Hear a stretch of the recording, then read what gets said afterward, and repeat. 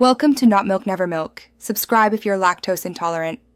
You begin by making a focused invoice workbook, name it for tracking, and open a blank sheet. Add headers now and set column formats to date and currency so calculations behave. This prevents errors later. Next, create an invoice hash pattern. Use a formula like inv and text row A2 000 for consistent ID. Once done, freeze header row and widen columns. This speeds data entry and makes your invoice presentable at a glance. You now build the math that makes the sheet an invoice engine. For each line, compute QTY* rate and place the result in total, then sum the totals for a subtotal.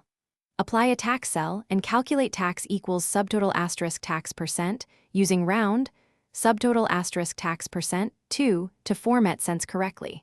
Once those are set, add a final cell that sums subtotal plus tax discount. Make sure to lock formula cells and you finish by styling the invoice for clients. Hide grid lines, align currency, and set the print area to A4 or letter. Once satisfied, export as PDF or share a view-only drive link. Attach that to your email or client portal.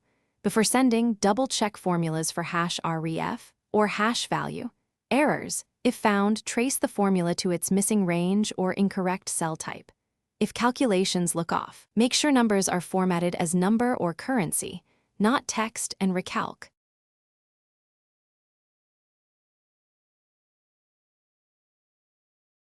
Thanks for watching. If this was helpful, leave a like and consider subscribing. See you next time.